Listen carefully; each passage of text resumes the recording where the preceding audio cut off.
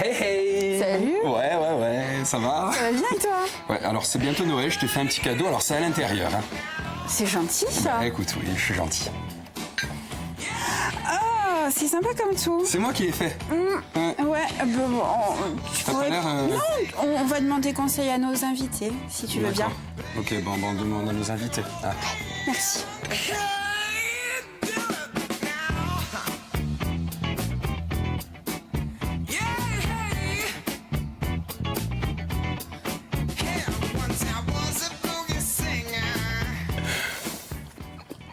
Bonjour à vous, si vous nous rejoignez pour cette seconde partie de Viano au sommaire. Décoration, bijoux, mode, design, l'artisanat d'art. Un artisanat qui s'exporte et qui exporte nos savoir-faire et nos talents. On en parle avec nos invités dans quelques instants. Et puis nous retrouverons un nouvel épisode de La Petite Culotte. Hein. Vinci nous amène du côté de Cuba, à la rencontre des enfants. Voilà. Oui, ça va sympa. chanter, ça va danser, ça va être bien. Vous pouvez réagir sur les réseaux sociaux avec le hashtag Viano et nous poser toutes vos questions. Mais d'abord, c'est la revue de presse.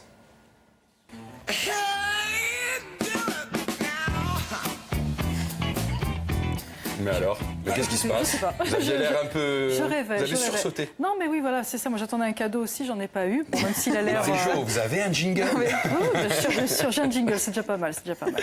Mais je vous ferai un cadeau aussi, promis. Fait maison comme ça? Oui, fait Ça a l'air maison. beau, Ouais, on n'a oui. pas vu ce qu'il y avait à l'intérieur. Non, il vaut mieux On pas. redoute. Allez, encore les gilets jaunes, donc. Et oui, encore, évidemment. On est quand même dans une crise majeure, hein, donc c'est difficile pour la presse de parler d'autre chose. Tout le monde a envie quand même d'être informé sur l'évolution de ce mouvement, les tentatives de réponse du gouvernement, si tant est qu'il y en ait. Et on commence avec l'Humanité qui cible directement le chef de l'État, qui avait quand même été élu avec une telle facilité qu'on aurait pu penser que les Français lui avaient signé un blanc-seing. Eh bien non, ce n'est pas le cas. Regardez, aujourd'hui, c'est le désaveu pour l'Humanité. Le soutien de l'opinion aux gilets jaunes ne se dément pas, et la crise sociale est aussi une crise politique. Donc le pouvoir doit cesser d'attendre, nous dit l'Humanité. Cessez d'attendre, mais pourquoi faire? Ouais, pourquoi faire? Pourquoi faire? Et l'opinion s'interroge effectivement, que faut-il lâcher, hein, on nous rappelle que le Premier ministre a reçu tour à tour les chefs de parti hier et que le président Macron a aménagé son agenda pour justement reporter par exemple son voyage en Serbie pour être un peu présent. On lui a quand même reproché son absence. Et voilà, en fait, il était un petit peu temps quand même de se rendre compte effectivement qu'il y avait une crise. Et du coup, on peut regarder le dessin de CAC d'un petit peu plus près. Regardez. Qu'est-ce qu'on pourrait lâcher sans y laisser trop de plumes? Mais je crois que c'est un peu tard, ils ont déjà laissé des plumes quand même. Ça va, sur la tête, il y en a encore. Il y en a encore un peu sur la tête, quoi faire. Bon, il faut tout de même agir. Oui, il faut tout de même agir et le Monde, justement, effectivement, l'affirme. Macron est sommé de désamorcer la crise. Voilà. Le quotidien explique qu'il s'agit d'une pression sans précédent, c'est évident, que la majorité se divise sur la réponse politique à apporter. L'opposition demande la dissolution de l'Assemblée. Les Gilets jaunes appellent à un acte 4 samedi prochain. Enfin, rien ne va plus. Ouais. Rien ne va plus. Non, rien. Vraiment, rien ne va plus. Et les Échos le soulignent. Regardez, l'économie accuse le coup. Pour le ministre de l'économie, Bruno Le Maire, l'impact sur l'activité est sévère et continue, nous dit-il. Et la grande distribution a vu son chiffre d'affaires reculer de 15 à 25% depuis le début de la crise. Alors, on ne va pas forcément plaindre la grande distribution, qui va plutôt bien en général, mais il faut quand même se rappeler que la consommation est l'un des ressorts de l'économie. Et aujourd'hui, avec les taxes et cette crise, eh bien évidemment, rien n'incite les Français à consommer et rien n'incite non plus les touristes à venir consommer en France. On est d'accord. Alors ça me fait penser évidemment au dessin de Babous dans l'Humanité. Je ne voulais pas baser tout à l'heure, mais voilà, regardez, c'est les Gilets jaunes réclament le plus de pouvoir d'achat. Justement, on parlait un peu de la grande distribution des grands patrons. Oui, pour pouvoir acheter un peu plus de ce qu'ils produisent et qu'on leur vend la peau du cul. Plutôt bien vu. Plutôt bien vu. Oui. Je suis assez d'accord avec vous. Du côté de Libération, eh bien, vous savez, on en parlait hier, de Libération. Et non, finalement, vous avez vu, Libération n'a pas opté pour une une entièrement jaune. Non. Non, c'est place aux jeunes, justement, des gilets jaunes aux gilets jeunes. Bon, il y a quand même du jaune, mais beaucoup moins et que... puis il y a un jeu de mots. Bien sûr, tu vois, avec Libé, c'est rare qu'il n'y ait pas de jeu de mots quand vrai. même. Près de 150 lycées, nous dit le quotidien, étaient bloqués lundi et d'autres mouvements rejoignaient la contestation. Redoutant une contagion, l'exécutif réfléchit à des concertations rapides. Mais avec les jeunes, le gouvernement redoute un nouveau mai 68. On commence à en parler de plus en plus quand même. Hein. Ouais, tout à fait. Et le Figaro le dit bien, sous pression, l'exécutif prépare sa sortie de crise. Oui, la pression est importante. Le Figaro nous dit que le président de la République, qui veut éviter un nouveau samedi noir, a réuni hier soir un comité interministériel pour étudier des mesures qui pourraient apaiser la colère des Français. Il désigne d'ailleurs, comme le journal L'Opinion, Castaner comme le ministre dans la tempête. Parce que c'est vrai que sa gestion de la sécurité samedi n'a vraiment pas fait l'unanimité. C'est le moins que l'on puisse dire. Ça a été catastrophique. Et de son côté, le Parisien nous donne par contre donne la parole au président du MEDEF pour trouver des solutions. Il y en a quand même qui cherchent des solutions dans le lot. Les propositions du patron des patrons. Et là, la première proposition de Geoffroy Roux de Bézieux, eh bien, c'est moratoire sur les taxes sur le carburant. Moratoire, ça y est, qui a été annoncé, effectivement. Il va tout à fait être mis en place. Et puis, il y a aussi des nouvelles indemnités kilométriques, une hausse du SMIC conditionnée à une baisse des cotisations, une baisse des impôts des particuliers et des entreprises. Excusez-moi, je bafouille. Voilà, des mesures qui pourraient être intéressantes. Ça va plutôt dans le bon sens. Tout ça va plutôt dans le bon sens. Il faut augmenter ce fameux pouvoir d'achat, qui ne sert pas d'ailleurs qu'à dépenser de manière frivole. Ça sert aussi à se nourrir et les Français ont de plus en plus de mal à joindre les deux bouts. Et c'est ce que nous rappelle aussi Corse Matin avec cette pleine page sur les Restos du Cœur. Voilà, les Restos du Cœur ont lancé leur 34e campagne alimentaire. C'est vrai qu'au début, ça devait être un mouvement qui devait durer fort peu de temps, qui devait être tout à fait éphémère. C'est pérenne, malheureusement. Voilà, ça nous rappelle aussi ça. Les gens n'arrivent pas à se nourrir aujourd'hui en France. Et heureusement que les Restos du Cœur sont là. Tout à fait. Allez, on finit avec un peu plus de légèreté. Oui, avec une information spécialement pour Marina Rebaldi. Marina, oui, c'est vrai. L'équipe nous annonce aujourd'hui que le 63e Ballon d'Or a été attribué au Croate Luka Modric. J'ai répété avec Marina. Mal. J'ai répété avec Marina. Enfin, faut être sérieux quand même. Là, on a une Croate derrière, c'est pas possible. Voilà, donc évidemment, c'était une bonne année quand même pour la Croatie du point de vue footballistique. Il me semble que c'était une très grande année même. Oui. Et puis c'est l'occasion aussi de dire que la Norvégienne Ada Egerberg, qui est là sur cette photo magnifique, d'ailleurs tout à fait assortie à son Ballon d'Or, a obtenu le premier Ballon d'Or féminin. Voilà. C'est la première fois ? C'est le premier Ballon d'Or féminin. Ah, mais c'est bien. Oui, extraordinaire. Voilà, il y a eu une polémique tout de suite, évidemment, un petit peu sexiste, mais elle voudrait qu'on retienne surtout qu'elle a le Ballon d'Or. Attendez, moi je trouve que le foot féminin est en plein développement, en pleine expansion. Je trouve ça plutôt bien. Avec vous de très beaux regardez le foot féminin, personnages. vous ? Ça m'arrive. Tout le temps, hein ? Ça m'arrive. Vous avez vu comme elles sont belles, plus belles que les garçons, finalement. Magnifique. Ah oui, non mais vraiment, vraiment. Merci beaucoup Marie-Jo. Merci Marie-Jo. On vous retrouve pour le débat. Oui, petit quelque chose sur l'artisanat d'art. Et vous savez quoi ? On anticipe. On anticipe avec Vinci et sa petite culotte qui nous raconte une histoire d'art, d'artisanat et surtout de solidarité. On regarde. Salute! Alors, je suis extrêmement heureux de pouvoir vous présenter cette vidéo parce qu'il m'a fallu 6 mois de combat avec les autorités cubaines pour avoir le droit de filmer dans une école d'art à l'île de la Jeunesse dans le sud de Cuba, la Escuela de Arte. Cette chanson que j'ai écrite parle des téléphones. Moi je suis assez contre qu'on soit 24 sur 24 sur nos téléphones. J'espère que ça va vous plaire. Ça s'appelle Humanidad, ça veut dire humanité.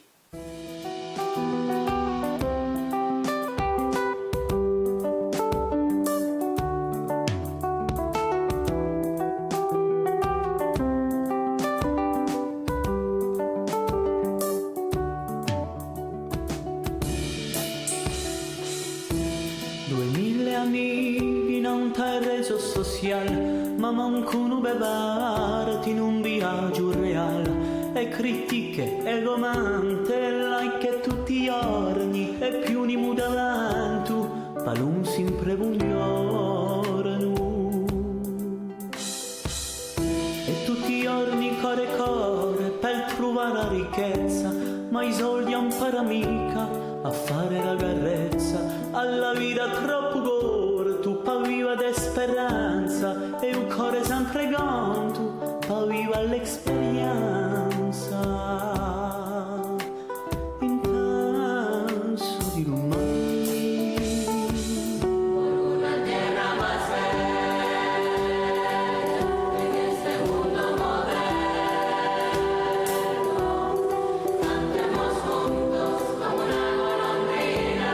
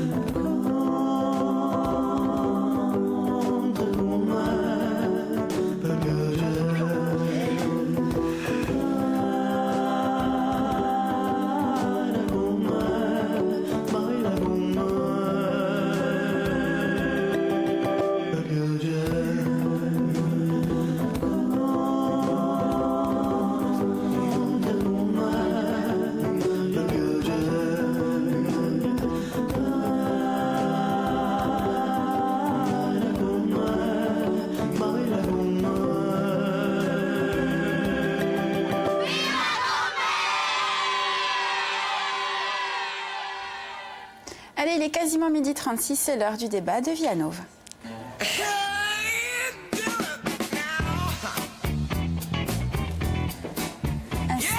Installez-vous mesdames.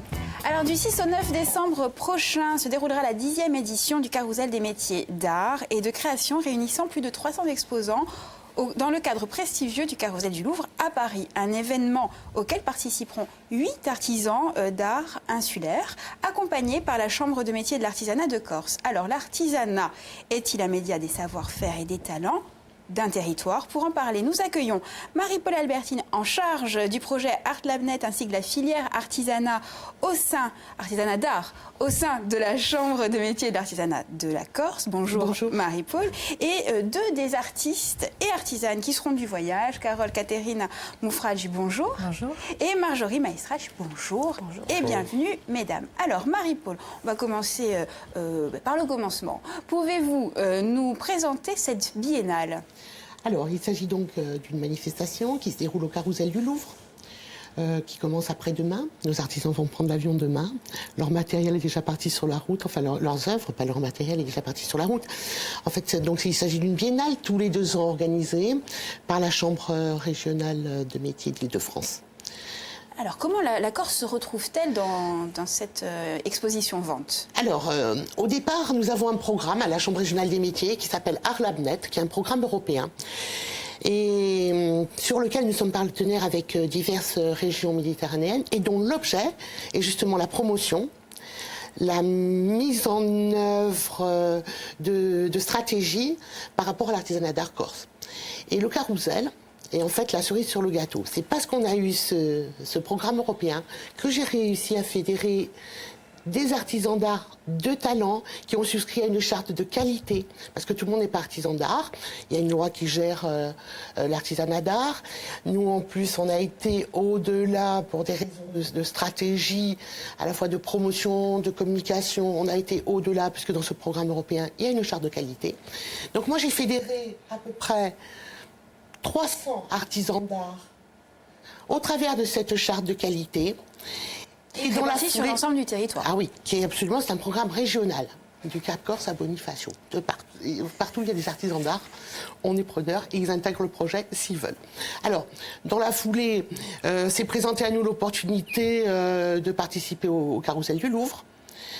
J'avais la matière, j'avais les talents, j'avais les artisans d'art présents, je les ai sollicités, ils ont déposé des dossiers et certains d'eux ont été sélectionnés. Alors, et c'est pour ça que nous voilà rendus dès après-demain au Carrousel. Alors justement, il y a une délégation de 8 artistes, artisans. Comment ont-ils été sélectionnés ? Alors, il y a un jury qui a été... ça se passe tout le temps comme ça pour le Carrousel.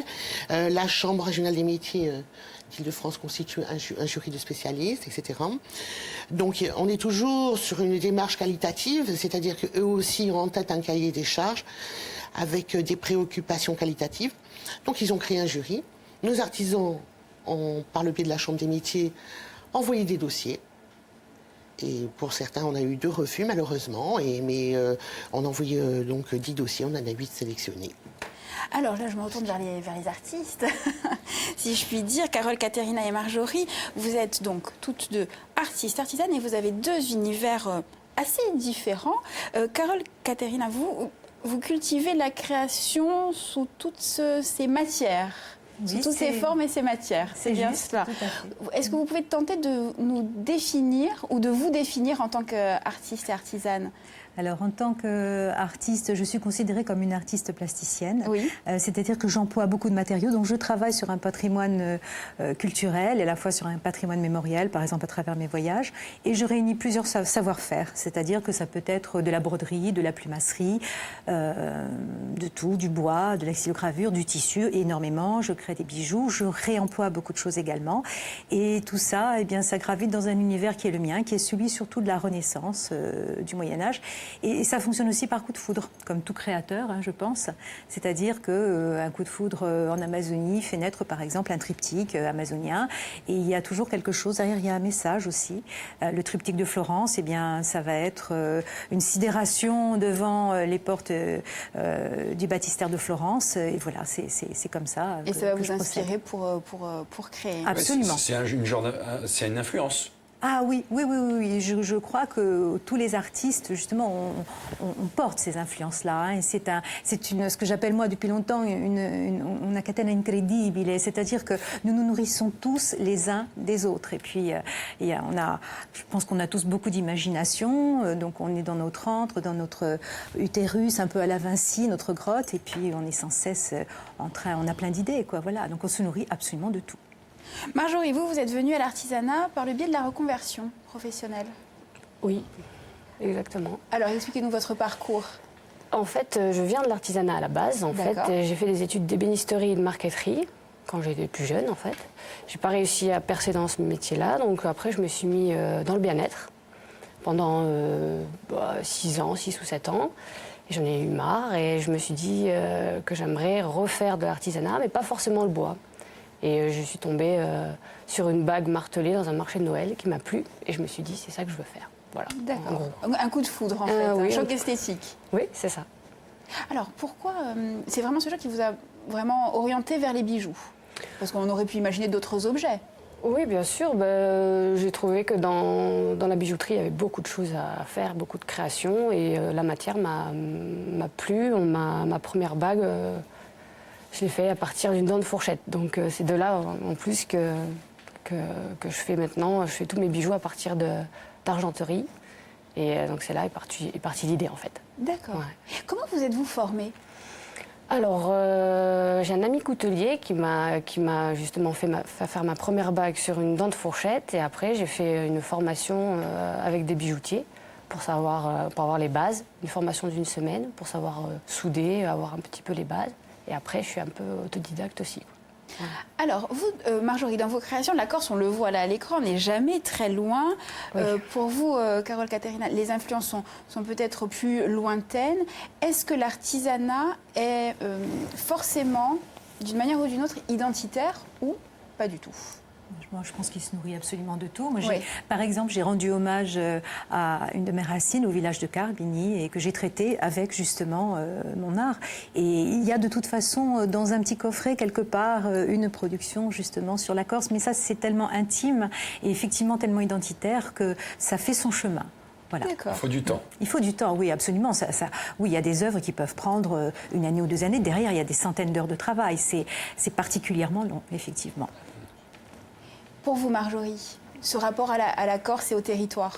Pour moi, c'était évident de faire des bijoux avec la Corse. Alors j'essaye que ce soit pas forcément évident, que ce soit pas non plus la Corse parfaitement faite, que ce soit...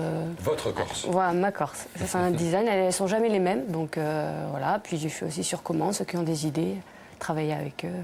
Voilà. Alors, Marie-Paule Albertine, on voit là 2 parcours de vie, mais est-ce que l'artisanat d'art est aussi une filière, un secteur économique? Tout à fait. C'est un secteur économique qui a connu il y a très longtemps, dans les années 80, ses heures de gloire à la période du Rialquist. Et ensuite qui est tombé un peu en désuétude, je dirais. Là, l'opportunité, justement, au travers de ce programme européen, c'est redynamiser cette filière. Aujourd'hui, on a à peu près sur le territoire corse 600 artisans d'art répartis au travers des 5 filières représentatives, le bois, la pierre, la terre, le cuir. Enfin, on a un potentiel de 600 artisans d'art. Aujourd'hui, notre ambition à la Chambre régionale de métiers, c'est vraiment de redynamiser, de mettre en place des stratégies économiques aussi derrière. Alors évidemment, l'artisanat d'art représente pour la Corse. Moi, j'ai l'habitude de dire que les artisans d'art sont sur leur schéma économique et le schéma économique qu'on peut comparer aux start-up. Il y a beaucoup d'ambition, beaucoup d'idées. Et nous, notre rôle et notre ambition, c'est de les porter pour que ces ambitions, ces idées, que de ces ambitions et de ces idées, on arrive à de vraies entreprises pérennes sur la durée, parce qu'il y a un réel potentiel. Et quelles sont les priorités aujourd'hui pour mettre en place cette filière et la valoriser? Alors déjà, la priorité, c'était de les fédérer autour d'un projet. Nous l'avons fait, donc ce fameux projet Arlabnet, qui est constitué d'un centre de ressources, qui balise un champ assez large, la promotion, la commercialisation, en même temps la formation. Enfin, ce centre de ressources est vraiment le cœur du projet. Ça, c'est le premier temps. Une fois que nous avons fédéré les artisans autour de ce projet, notre ambition, c'est quand même aller sur le domaine économique, c'est-à-dire les aider à se structurer, à trouver des modèles économiques pérennes, les accompagner sur l'export, sur des événements qui leur permettent de se faire connaître. Parce que la problématique de fond de ces artisans, ils ont du talent, on le sait, ils ont des savoir-faire exceptionnels, on le sait. Ils ne sont pas connus, ils n'ont pas de lisibilité. Alors, ils n'ont pas de lisibilité non seulement en Corse, mais la Corse reçoit beaucoup de touristes tous les ans, et ils n'ont pas de lisibilité non plus par rapport aux touristes. C'est ce qu'on veut faire, leur donner cette lisibilité. Pardon. On va y revenir. Mais sur le projet ArtLabNet, comment se passe la coopération? Parce qu'il y a la Sardaigne, la Ligurie, les Alpes-Maritimes et le Var. Comment naissent les échanges? Comment sont-ils provoqués? Comme sur tous les programmes européens, on a des échanges très fréquents avec les partenaires, puisqu'on a des systèmes, on a une réglementation très précise sur les programmes européens. Il faut que tout le monde avance en même temps. Il faut que tout le monde, à la base, tout le monde a les mêmes préoccupations. Et nous devons mettre en musique les préoccupations des quatre régions afin d'arriver à une préoccupation commune et à atteindre un objectif commun. Donc là, l'objectif, je viens de vous le dire, c'est la promotion et l'organisation de cette filière. C'est notre préoccupation à ce niveau, au niveau des 4 partenaires. Après, comme sur tous les programmes européens, on avance ensemble, on a des moments d'avancée très fortes, on a des points de vue différents entre les micro-régions, mais notre objectif, c'est de trouver... les coopérations. Voilà, c'est le lot de toutes les coopérations.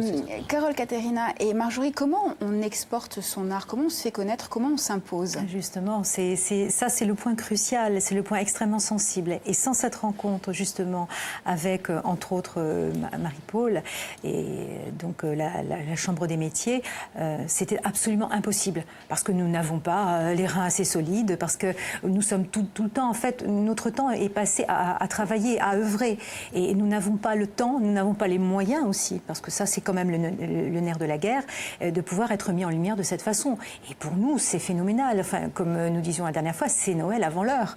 Apprendre une chose pareille, enfin, il faut vraiment qu'on mesure la chance que nous avons de pouvoir partir en délégation, parce que nous sommes un collectif mais animé de plusieurs singularités. Et ce qui est formidable aussi, c'est que ça nous permet de nous rencontrer et de confronter aussi nos savoir-faire. Moi, je sais déjà, par ce que j'ai vu, que je vais aussi pouvoir m'inspirer. Oui, bien sûr. Je pense que le contraire aussi, enfin, qu'il y aura un véritable échange en tout cas.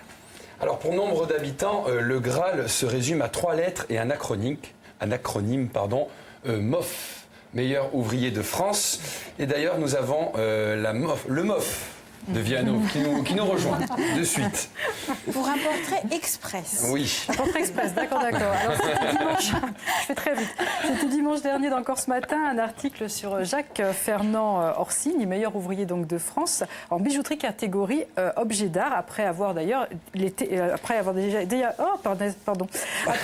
MOF déjà en décor sur faïence. Non, je dis ça parce que, enfin, j'en suis troublée parce que c'est exceptionnel. Quand on connaît l'exigence de ce concours, c'est exceptionnel. 2 fois MOF, donc meilleur ouvrier de France, dans sa vie et dans des disciplines différentes. Toutes les disciplines peuvent passer, il y a 17 groupes de métiers. Ça va de la plomberie à la boulangerie, en passant par l'orfèvrerie, l'art floral, enfin, etc., etc. Et pour ce 26e concours, les candidats donc devaient réaliser en volume, d'après un dessin gouaché, un traîneau avec un cerf. Vous voyez, un cerf, pas un renne, je me suis trompée tout à l'heure. C'était très important pour le moment. Maintenant, il est déçu. Voilà, on vous entendra pas rigueur. Mais je sais pas, le traîneau, ça va mieux avec non, avec le renne, le renne qu'avec le cerf. Alors les cotes et les couleurs étaient déterminées, il y avait tout un tas de détails, le cerf devait être tout à fait réaliste et l'œuvre finale devait être finie le 1er octobre dernier. Et Jacques-Fernand Orsini, j'ai François Ferdinand en tête, a fini en avance une œuvre qui assemble une 50aine d'éléments quand même et à laquelle il a consacré 224 jours, soit 1380 heures. Voilà. Il y a de l'or, il y a de l'argent, il y a du saphir poli en tout petit pour faire l'espèce de petite lanterne de l'œuvre. Enfin, c'est vraiment extraordinaire. C'était la 3e fois qu'il concourait pour cette discipline-là en bijouterie. Il s'est servi donc des leçons précédentes en voyant que la fantaisie n'avait pas de place, c'était la rigueur qu'il fallait vraiment mettre en avant. Et voilà, nous avons donc un nouvel meilleur ouvrier de France en Corse. Super. C'est un titre qui vous fait envie, qui vous fait rêver, le titre de MOF? Pas vraiment? Non. Non. C'est pas un objectif? Non, c'est pas un objectif. Mais si ça arrive, c'est bien. Oui, mais comme j'ai pas les études pour déjà, c'est compliqué. Marie-Paul. Alors, une précision sur les MOF. Oui. Donc là, parmi le groupe ArtLabNet, nous avons quelques personnes qui vont préparer le MOF. Ah, voilà. Parce que à un moment, il leur faut une reconnaissance technique, la reconnaissance de leur père. Et le MOF, c'est ça, c'est la reconnaissance de ses pairs. Et puis c'est un titre extraordinaire. Donc nous avons quelques artisans d'art dont je ne citerai pas le nom parce qu'ils ont dit que ça portait la poisse Voilà, de qui vont d'en concourir, parler, en tout cas. qui vont, dès la prochaine session, s'inscrire aux qualifications et qu'on va accompagner, parce qu'on va mettre en place toute une structure de formation et d'accompagnement pour qu'ils puissent réussir leurs rêves, enfin, être MOF à leur tour. Et la Chambre va mettre en place des supports d'accompagnement. Merci beaucoup. On rappelle donc le carrousel des métiers du 6 au 9 décembre au carrousel du Louvre à Paris. Oui. Flo, pour conclure Bien sûr, rapidement. un dernier petit mot. L'artisanat d'art est-il un moyen d'exporter les savoir-faire d'un territoire? Carole. Oui, excusez-moi, je voulais juste porter à votre connaissance que dimanche à Gouagne, il va y avoir la consécration des vitraux. J'ai participé à la première tranche donc, de ces vitraux. Et voilà, ça va être un moment très On va festif. découvrir, Voilà, et c'est vos donc œuvres. Paul Colonne qui a initié tout ça. Et nous serions ravis d'avoir du monde dimanche à Gouagne. le voilà. message est passé. Le Merci. message est passé. Alors, est-ce que l'artisanat d'art est-il un moyen d'exporter le savoir-faire d'un territoire? Ah, absolument, mais nous en On est sommes tous d'accord. Voilà, C'est une très belle absolument. image, c'est une très belle image Cœur de de cible. savoir-faire et de notre patrimoine et de notre culture, évidemment. Alors, ça sera le mot de la fin. Merci beaucoup, mesdames.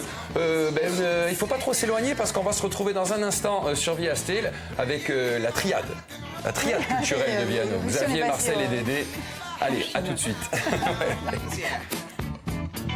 Running down the one-night stands.